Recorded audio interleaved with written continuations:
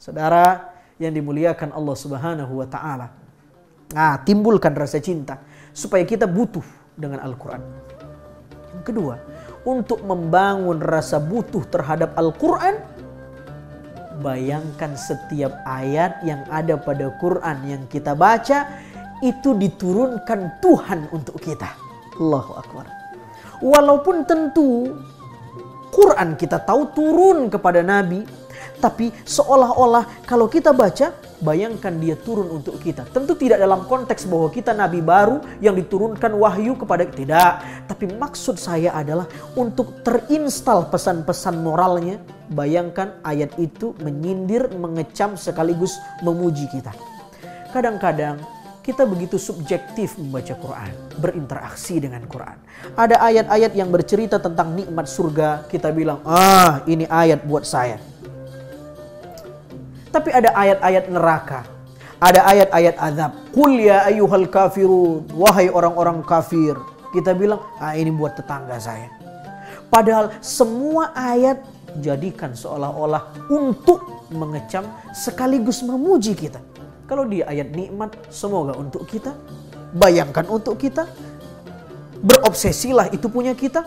Tapi kalau ayat azab, teguran, kecam juga diri kita sebelum mengecam orang. Saudara yang dimuliakan oleh Allah Subhanahu wa taala, begitu juga nasihat Muhammad Iqbal, salah seorang cendekiawan muslim yang diamanahkan oleh ayahnya. Iqbal, bacakan Quran, baca Quran sebagaimana dia turun untukmu seolah-olah. Saudara yang dimuliakan oleh Allah Subhanahu wa taala, saya ingin cerita. Ada salah seorang sahabat Nabi. Sahabat Nabi ini luar biasa. Satu ketika terjadi polemik gara-gara perdebatan politik. Ada satu kafilah Bani Tamim yang datang kepada Nabi dan meminta kepada Nabi, wahai Nabi, kami pengen punya pemimpin baru. Pilihlah pemimpin untuk kami. Abu Bakar As-Siddiq mengatakan, itu saja, saya tunjuk si fulan pemimpinnya. Tapi tidak hanya masukan dari Abu Bakar, Umar juga angkat tangan.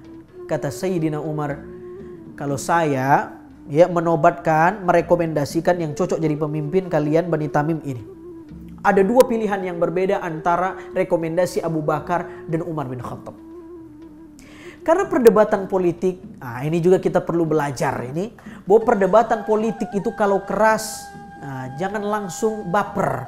Bahwa di zaman sahabat pun ini sudah terjadi dan itu biasa-biasa aja. Tetapi ini pelajarannya.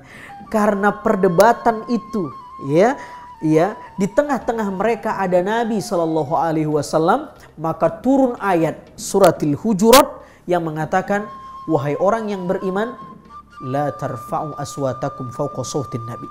Jangan kau keraskan suaramu sementara di situ ada Nabi. Jangan keraskan suaramu melebihi suara Nabi. Jangan. Sebenarnya ayat ini boleh jadi turun untuk menyikapi perdebatan politiknya Abu Bakar dan Umar. Tetapi ada sahabat Nabi yang gara-gara turun ayat ini bermalam-malam, berhari-hari tidak keluar rumah, menutup pintu, menangis semalam suntuk sampai bengkak matanya. Nabi tanya sahabat, mana sahabat kita yang satu itu? Kata orang-orang, beliau menangis ya Rasul, dan kami nggak tahu sebabnya apa. Nabi panggil orang itu, tidak juga keluar, lalu kemudian Nabi masuk ke rumahnya. Wahai sahabatku, apa yang terjadi samamu? Kenapa kau menangis? Berhari-hari saya tidak ketemu denganmu. Kata sahabat ini, saya mendengar ada satu ayat yang turun yang mengatakan jangan keraskan suara atau mengeraskan suara melebihi suaramu wahai Nabi. Sementara ana syadidus saud, saya punya suara tipenya ngebas. Kalau saya ngomong pasti keras. Saya takut saya termasuk orang yang dikecam oleh ayat itu. Bayangkan ini. Baper dengan Quran. Kita baper sama tetangga, baperlah sama Quran. Seolah-olah ayat itu turun buat kita. Maka Nabi memuji orang ini mengatakan, ayat itu tidak turun buat kamu wahai sahabat. Dan Nabi memprediksi kelak kamu termasuk orang yang hidupmu mulia, matimu juga mulia. Dan sejarah mencatat si sahabat ini kemudian mati di medan perang menjadi veteran tauhid, martir, seorang martir, mujahid di jalan Allah Subhanahu wa taala. Karena apa? Karena berinteraksi dengan Quran yang seolah-olah ayat itu diturunkan untuknya, padahal bukan. Saudara yang dimuliakan oleh Allah Subhanahu wa taala. Yang kedua, setelah ta'alluq, tahakkuk. Tahakkuk artinya memaknai lebih dalam pesan-pesan Al-Quran. Kalau yang pertama tadi, ta'alluq, membangun rasa butuh dengan Quran. Yang kedua, memahami pesan-pesannya, mapping ayatnya, sabab nuzulnya. Apa yang melatar belakangi ayat ini turun? Kenapa ayat ini turun? Untuk siapa ayat ini turun? Kenapa diksi ini yang Allah pilih?